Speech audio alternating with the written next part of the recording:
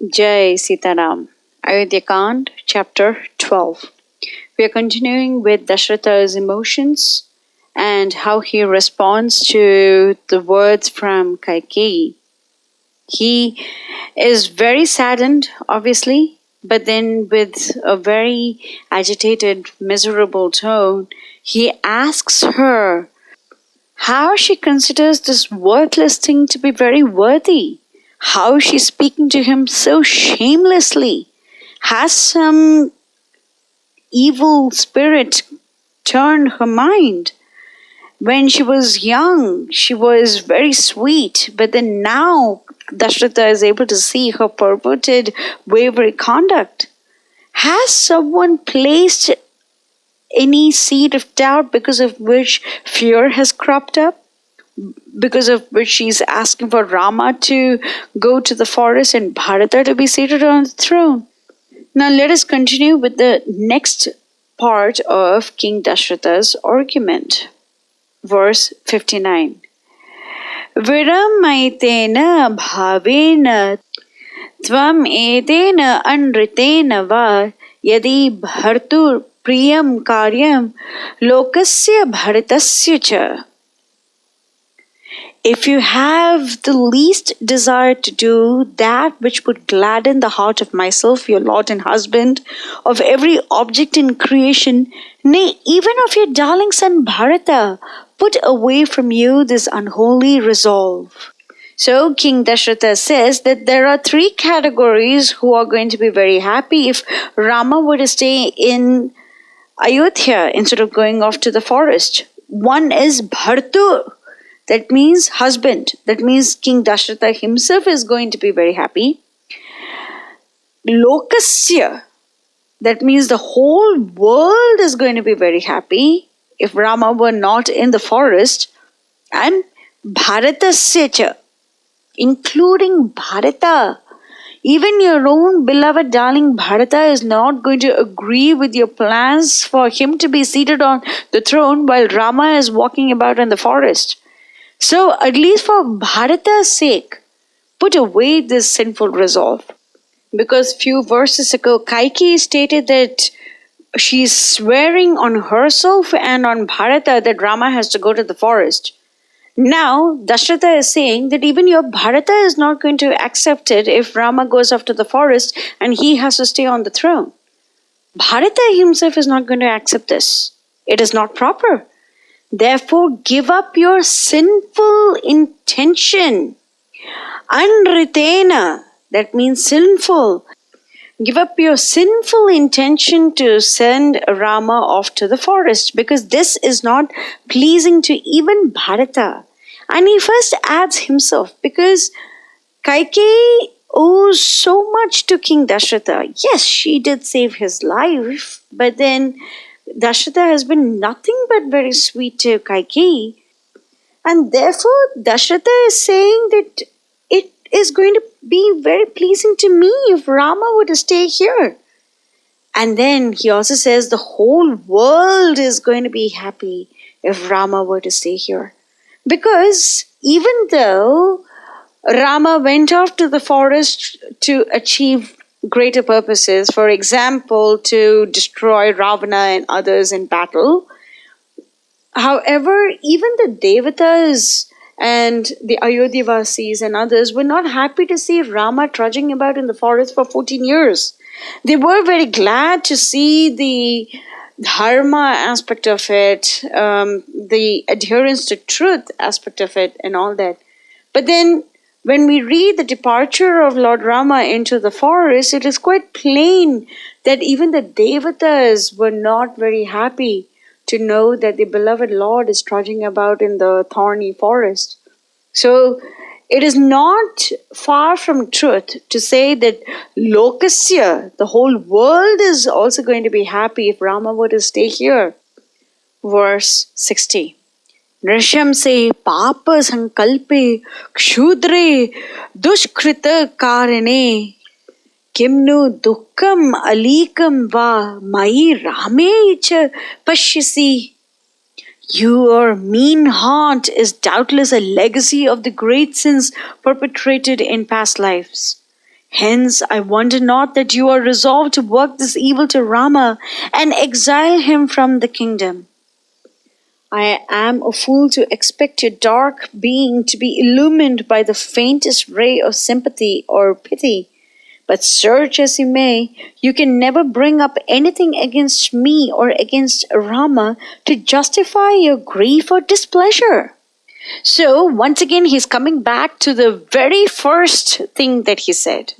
O cruel one, what mistake has Rama or I ever done against you? Verse number 7, he says, Nrishamse dushta charitre kulasyasya vinashini kim kritam tava ramena papam pape maya piva. So he is echoing very similar sentiments in verse number 60 as well, wherein he calls her as Nrishamse, that means a person of very evil conduct, and Papa Sankalpe, the one who is very sternly resolved to follow the path of wickedness, to follow the path of sin. Next is Kshudre. Kshudre is very wicked one.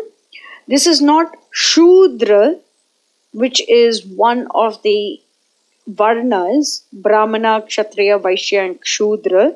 This is Kshudre. Kshudre means very wicked. We have to remember that every scripture, including Valmiki Ramayana, has the utmost respects for even the Shudras. Because it is mentioned by Lord Krishna that he was the one who created these 4 different subdivisions. So here it is pronounced as Kshudre, not Shudra. Kshudre means a wicked one. Next he calls her as Dushkrita Karine. That means the one who does evil acts. Very evil. And he says that you are doing all these things to Rama and to me, and we have never harmed you. We have never done anything wrong towards you. So why are you retaliating like this? It doesn't make any sense. Verse 61. Na katanchi drite Ramad Bharator Rajyam avaset Ramadapi hi tam manye dharmatto balavattaram. My only consolation is that you will never see your heart's hopes fulfilled. All your labor and trouble, this mighty load of sin that you so sedulously accumulate, the wrath, the hate, and the curses of God, man, and beast will be your faithful companions forever, and you will have nothing to show in return. Fool, know you not that Bharata remains in Ayodhya only if Rama graces it, and Bharata will find it a hell if Rama is not here. Bharata is not a whit behind Rama in his knowledge and observance of duty. So, King Dasaratha knows that Bharata will not take over the kingdom in the absence of Rama. He is not going to do that because Bharata loves Ayodhya only because it has Rama in it. So if that particular Rama is not there in Ayodhya, Bharata is not going to take over the kingdom after ousting his brother to the forest. That is not going to happen.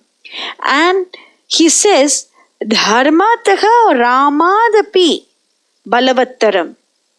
That means that Bharata is stronger than even Rama in his virtue, in his Dharma. So let us take a look at this. Is Dasaratha trying to flatter Kaikeyi right now? No, he is not. Because in the previous verse, he mentioned that Rama staying in Ayodhya is going to be pleasing to me, to Dasaratha himself, to the world at large, and even to Bharata. And over here, he says that Tam manye dharmatma ramadapi balavattaram. I believe that Bharata is stronger in his sense of duty than even Rama. And now a question might arise. Did Dasaratha say this simply?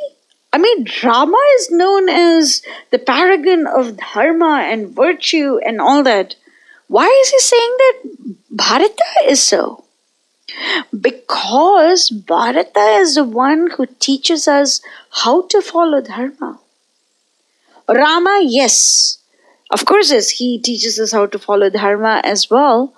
But then Rama is Bhagavan, and Bharata teaches us. He behaves as if he is an ordinary being, even though he too is an incarnation of the Lord. He behaves as an ordinary being and teaches us what we are supposed to do to please Rama. To please Rama and Mother Sita is the ultimate goal of all the living entities. There is no other higher dharma. And Bharata so beautifully executes it, especially when he does the Padaka Pattabhishekam, which we will learn in greater detail in the 115th chapter of Ayodhya Ch. So, I'm not going to talk about the greatness of Bharata right now, because that is a huge topic that comes towards the 70th chapters of Ayodhya Ch. But it is necessary for us to understand that Dasaratha in this context is stating that Bharata, for whom Kaikeyi is trying to do so many things, she is loading up so much of sin and things like that, that particular Bharata himself is not going to accept the kingdom if Rama is not here.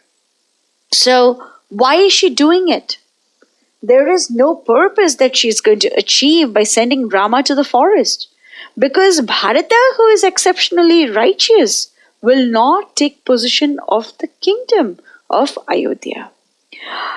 Na avasit rajayam. That means he will not take possession of the rajyam, of the kingdom. So if Bharata is not going to take over the kingdom, then why is Kaikeyi doing all of these things? And just so that we know that Bharata is not going to take the kingdom, not out of fear that he might not be a good ruler. No, that is not the point. But he knows that that is not the right thing to do. Why? Because Bharata is very high in Dharma. So high in Dharma that King Dasaratha himself thinks that Rama's Dharma is a little lower than even Bharata. Balavattaram Ramadapi Dharmataha.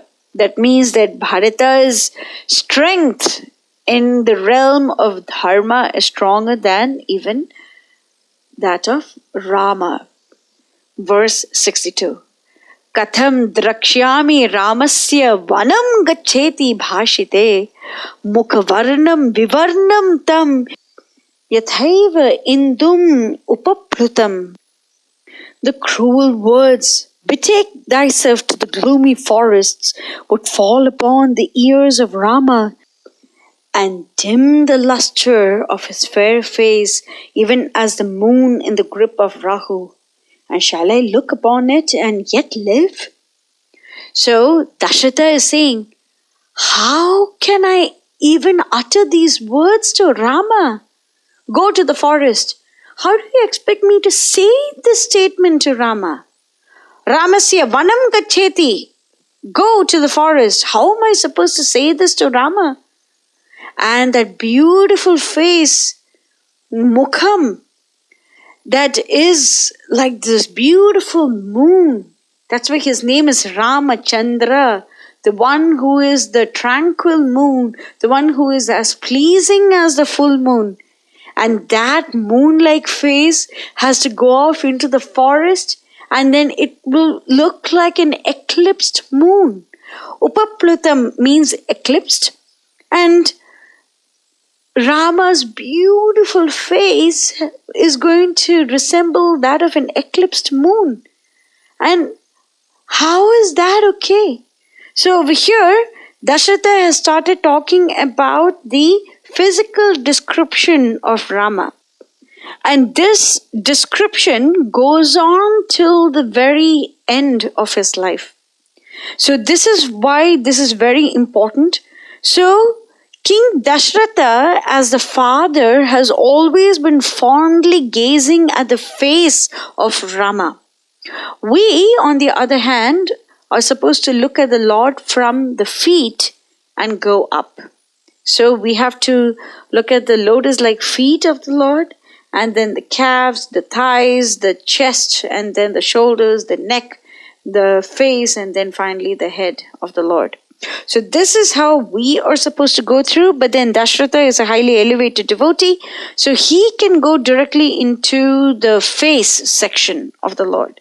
So he says the face of the Lord is like that of this full moon, and when he goes off to the forest, he would look like an eclipsed moon. So how is that fair? And he says, how do you expect me to tell these words to Rama? So this is one thing, isn't it? To say that someone has to go off to the forest, but then Dasaratha has to tell Rama. Few hours ago, he told Rama, Rama, you are going to become the king of this entire world. And Rama said, okay, father. And that was it. And now, he has to say, Rama, you're not going to become the king. You have to go off and stay in the forest for 14 years. How is this person going to say something so cruel to Rama, who is like a tranquil moon, who is as pleasing to this world as the moon, who is as beautiful as the moon, and he has to say something like this to that Rama? And that moon-like face, what is going to happen to that face? It has to go off into the forest. So how is that fair to that moon-like face? This is the plight of King Dasaratha. Let us continue with Dasaratha's very beautiful verses in the next section as well. Jai Sitaram.